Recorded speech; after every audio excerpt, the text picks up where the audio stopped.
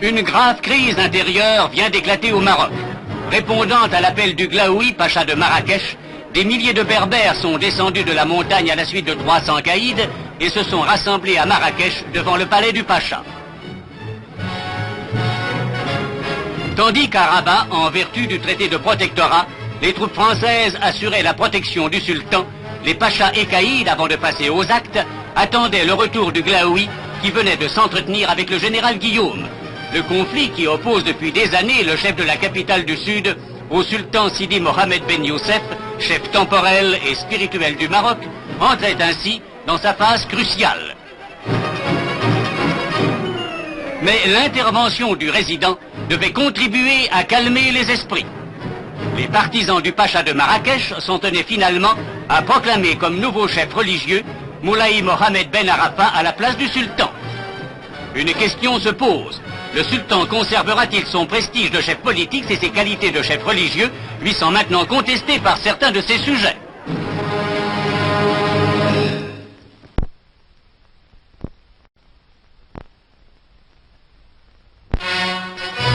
Le Maroc s'est donné un nouveau sultan. Les cavaliers berbères qui s'étaient réunis à Marrakech à l'appel du Glaoui sont arrivés aux portes de Rabat.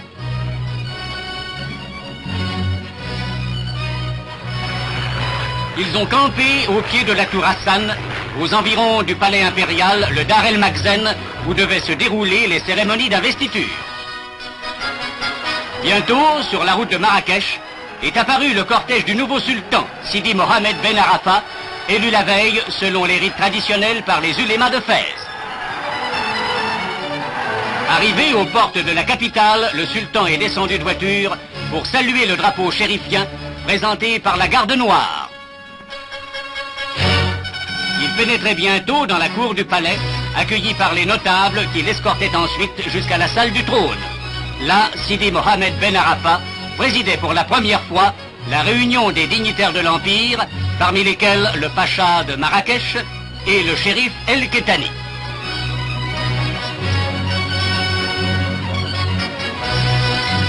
Peu après, le général Guillaume, résident général, était reçu par le souverain, auquel il apportait les vœux du gouvernement français. L'investiture était terminée.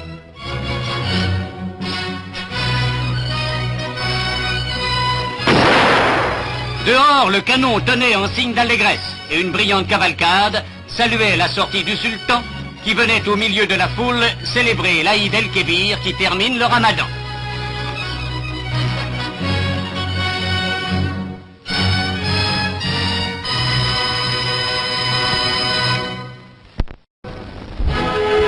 Cette même semaine comptera sans aucun doute dans l'histoire des relations franco-marocaines. Reçu à l'Élysée avec les honneurs souverains, le sultan a assisté à un déjeuner donné par le président de la République. Aussitôt après, se sont en effet ouvertes sous la présidence de M. René Coty et de Sa Majesté Mohamed V les négociations franco-marocaines. Indépendance et interdépendance en seront, comme on le sait, les deux pôles à concilier.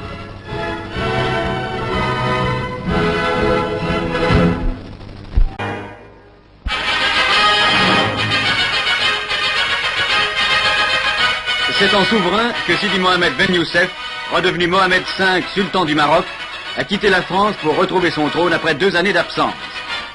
Accompagné de ses fils, le sultan a pris l'avion mis à sa disposition par le gouvernement français, après avoir remercié le peuple français de son accueil et affirmé la continuité de l'amitié franco-marocaine.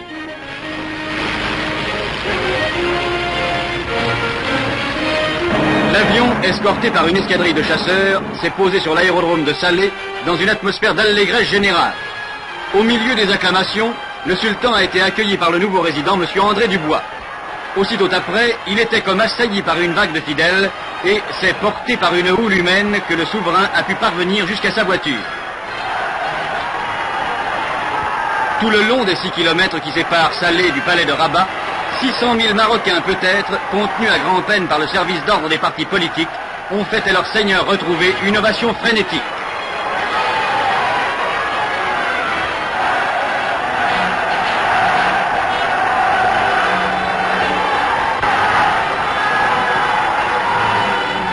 Les ovations n'ont pas cessé jusqu'aux portes du palais, où le sultan est rentré après 817 jours d'exil, après avoir salué son peuple d'une estrade dressée sur la place du Méchoir, où se pressaient peut-être 50 000 Marocains.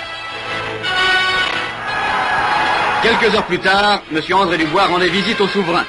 Visite au cours de laquelle le souverain et le résident devaient formuler des vœux d'avenir pour un Maroc indépendant, uni à la France par les liens permanents d'une interdépendance librement consentie. L'histoire ouvre une page nouvelle.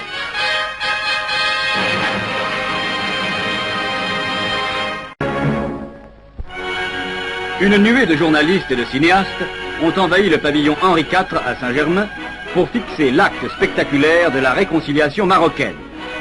S'inclinant par 3 fois au pied de celui dont il avait été l'adversaire le plus irréductible, le pacha de Marrakech a reconnu Si Mohammed Ben Youssef comme son souverain.